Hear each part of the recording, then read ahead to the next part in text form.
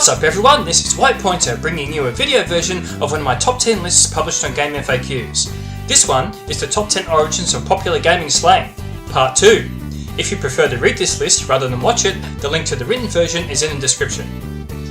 After my previous list, the top 10 origins of popular gaming slang, was published on Game FAQs, I received a lot of feedback asking for a follow-up.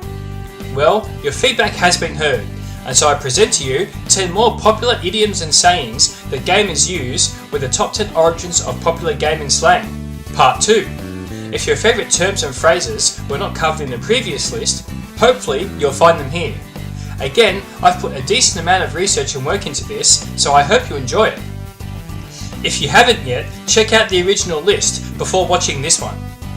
As with the previous list, I've tried to avoid the use of game-specific jargon and keep the terms as general as possible, and restricted it to one slang term per game in order to have 10 unique games on the list. Let's get started!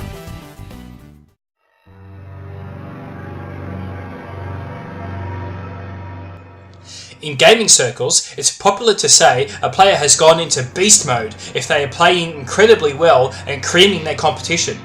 It's meant to imply that they have transformed into a powerful beast that cannot be stopped, that a player has entered into some kind of primal mindset that has a relentless thirst for their opponent's blood, or at the very least a victory.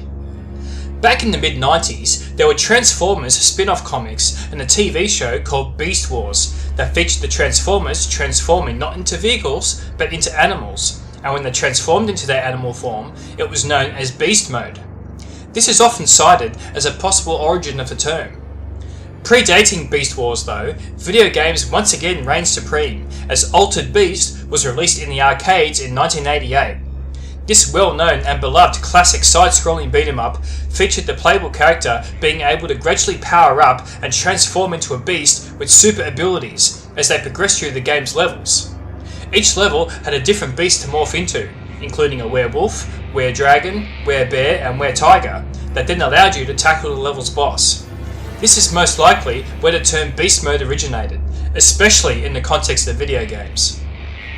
In recent times, the Bloody Roar series of fighting games have also contributed to keeping the term relevant, as each character in these games has an alternate beast form that they can transform into during a fight. Going Super Saiyan is another common phrase that basically means the same thing as going into beast mode, which obviously originates from Dragon Ball Z.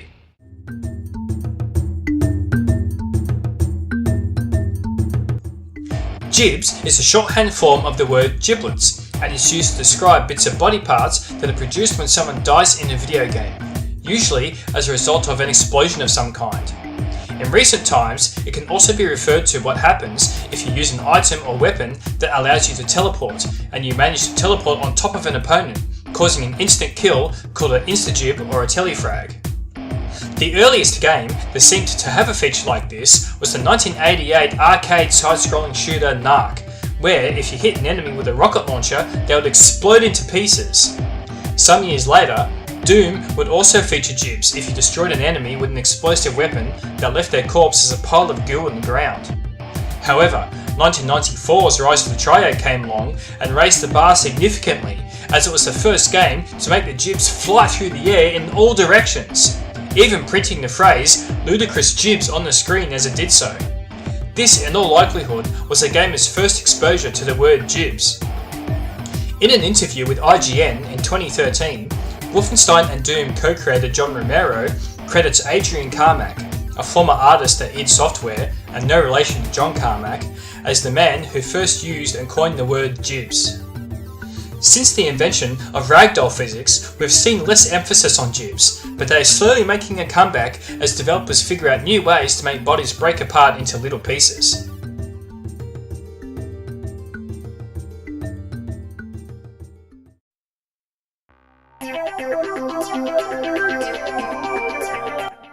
Theory crafting means to analyse all of the raw numbers in the game to make theories and assumptions, without playing the game itself to see if they work in practice. It's usually applied to competitive games that have all of the raw numbers either readily available or easily obtained. The term is also sometimes used to describe someone who is making assumptions and theories without even looking at the numbers. Most sources point to the StarCraft community as the origin of theory crafting, said to be an amalgamation of the words StarCraft and game theory. And while the word theory craft may be specific to video games, the idea itself of analysing game data has been common in games such as chess for hundreds of years. Theory crafting is considered fairly important if you are serious about playing a game at a competitive level, as learning exact DPS values, or damage per second, or frame data, or whatever the case may be, is useful knowledge. However, nothing replaces actual playing experience, so anyone that plays these games competitively knows they need to actually test, experiment, and verify their ideas that they come up with while theory crafting in the actual game.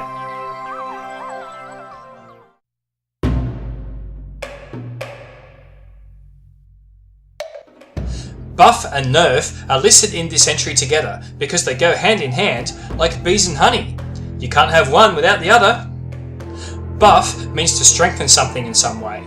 The term derives from its meaning outside of games that generally means, for a male, to be attractive and well built. It can also be used as another word for polish, which again has the general meaning of looking better or more attractive. It was first applied to games in early MMORPGs like Ultima Online. Back then, it was generally used to describe powering up your character by casting spells or consuming items. It is in reality still used in this context in many games.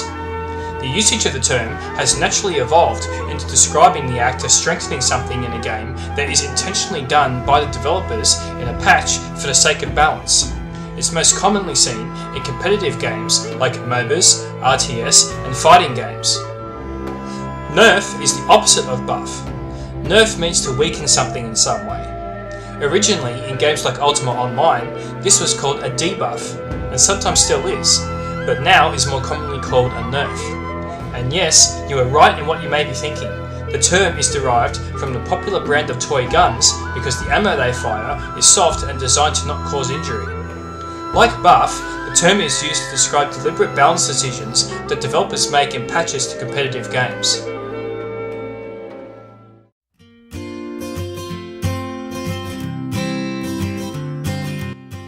Outside of video games, camping is usually portrayed as a fun pastime. Sleeping under the stars, cooking marshmallows over an open fire, and singing songs. In video games, however, camping has a negative connotation to it. It refers to the practice, usually in online first-person shooters, of a player sitting in a strategic spot on the map and not moving much, in order to score easier kills or instantly grab weapons and other pickups as soon as they respawn. Sometimes, they might wait at a known player spawn location so they can instantly kill a player that's only just respawned, referred to as spawn camping.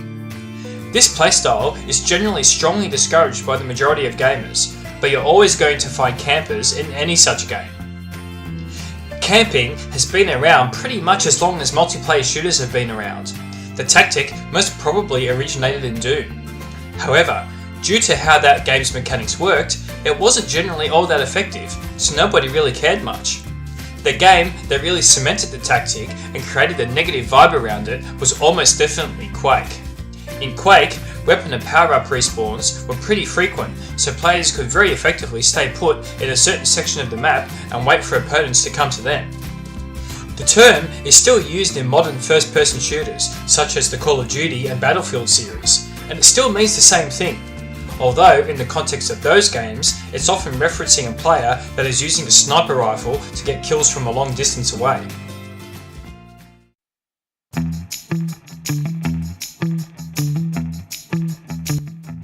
Most gamers should know what RNG means. It's an acronym for Random Number Generator, and it's generally used to describe events in video games that are, well, random.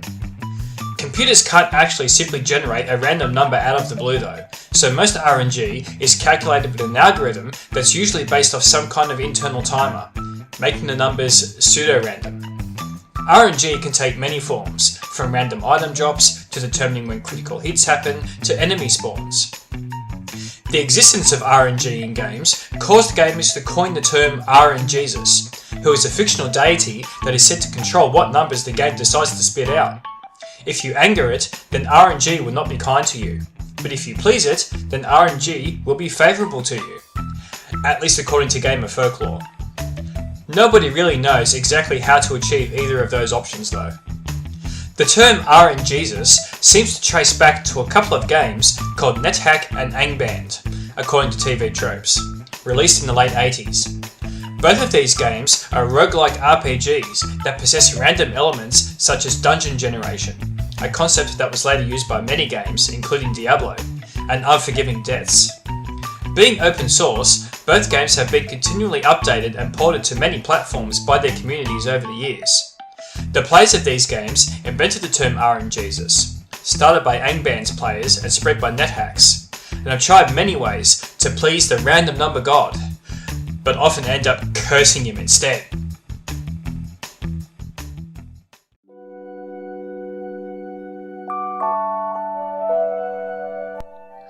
I was surprised to discover that there is a lot of argument on the internet in regards to what QQ even means, let alone where it started. There are two main common beliefs for the usage of QQ. 1. It started being used on bulletin boards and Usenet groups before the modern web even existed, and has since been used as an emoticon to represent crying eyes by gamers and general internet users alike, hence phrases like QQ Mohr and let's QQ more pew pew. It's aimed at players who are whining or complaining about a game, effectively calling them crybabies. 2. It started becoming prominent in early Blizzard games, most notably Warcraft 2 Battle.net Edition, as an insult or a taunt about an opponent's skill.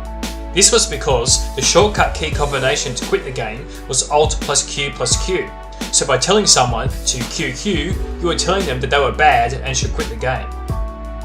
As you can see, both of these uses of QQ mean two very different things that are not interchangeable.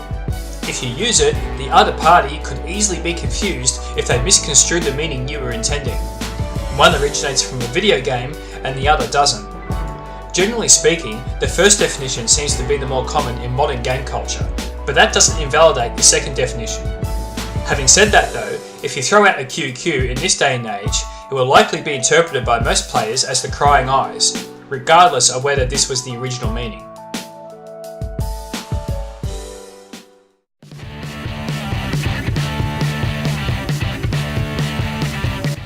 Git good is a phrase commonly uttered by gamers these days, and is a corruption of get good. It's usually used in the context of someone seeking help, not even necessarily complaining about a game being too hard in a single player sense, for example Dark Souls and Super Meat Boy, or in a multiplayer sense, for example StarCraft 2 and League of Legends.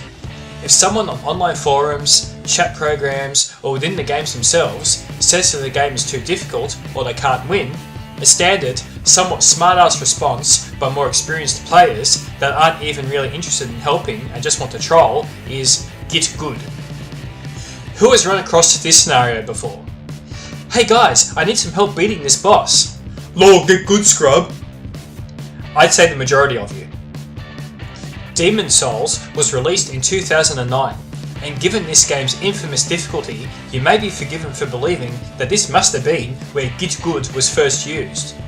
However, from what I've been able to determine, the phrase wasn't actually started by the Demon Souls community. The earliest use of this term seems to point to 2008's Metal Gear Online, which makes it one of the youngest terms on either of these two lists. The community playing this game apparently invented the corruption. Whether it was accidental, via typos, or deliberate, we can't be entirely sure.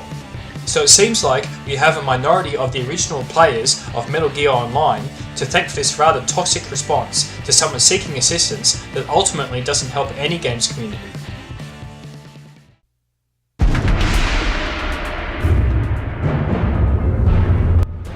As I mentioned in my previous list, the word wrecked has risen to prominence recently and has seemingly usurped the word owned for the most part. Wrecked is a derivative of wrecked and basically means the same thing as owned, that is, a dominating victory. You got wrecked! You wrecked me! And get wrecked are common usage examples. The origin of the word, even its corrupted form, dates back before video games used it and was generally used to tell someone via SMS that you were very inebriated, according to Urban Dictionary. Gaming seemed to pick it up around 2012, when the Mr. Pandaria expansion hit World of Warcraft. Someone on the game's forum started using it, and then it propagated around the World Wide Web from there after being posted on Twitter, where it was then picked up by 4chan and Reddit, and from there, the internet did the rest. Popular esports casters, such as Artosis and Nathanius, have also helped to promote the usage of the word by using it when commentating. When wrecked is simply not adequate enough to describe the enormousness of the domination, there are several popular variations out there on the web, including Tyrannosaurus wrecked and Shreked. What shall we do with the drunken sailor? What shall we do with the drunken sailor? What shall we do with the drunken... Of all the slang terms I was asked to cover in part 2 of this list, salty was easily the one with the most requests, so I couldn't put it anywhere else except for the number 1 spot. When a player is upset, bitter or angry at what happens in a game, for any reason really, though is most commonly applied after losing at competitive fighting games, they are said to be salty. Interestingly, the usage of the word salty in this type of context goes back a long way before video games were even invented. The online etymology dictionary states that it was a US slang term in 1938 that meant angry or irritated. It's only relatively recently that we've seen a resurgence of the usage of the term, and it's all thanks to video games. As for what games community actually started using it prominently first, or what community made it popular, that was very hard to track down. Keeping in mind the word having this meaning is not new, it seems like it was Street Fighter 4 where the word was reinvigorated. There was a rumour that it started when pro player Gutex threw his fight stick at a tournament.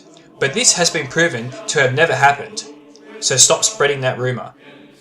It's far more likely that salty probably just started seeing widespread use as the game was very popular on streams when services like Twitch were in their infancy, and a player or players that grew up in those specific areas of the US that historically used the word started saying it on stream. Salty is now used in just about every competitive fighting game community worldwide, including Street Fighter, Marvel vs. Capcom, Tekken, and especially Super Smash Bros., and is often seen in many other game genres too. So that's it, the top 10 origins of popular gaming slang, part 2. Hopefully now, between these two lists, I've covered almost all of the popular general slang terms you've wanted me to cover. I always add this disclaimer to my lists that I know I've probably missed some stuff you think should have been deserving to make either of these two lists. I will say though that most terms now that I haven't covered are either game specific or don't actually have an origin that can be traced back to a video game. I hope you found these two lists educational, and even if you knew all of this stuff already, you were at least entertained. If I still haven't quite covered your favourite, please let me know. Drop me some comments below and give me a thumbs up if you liked the video. Thanks for watching!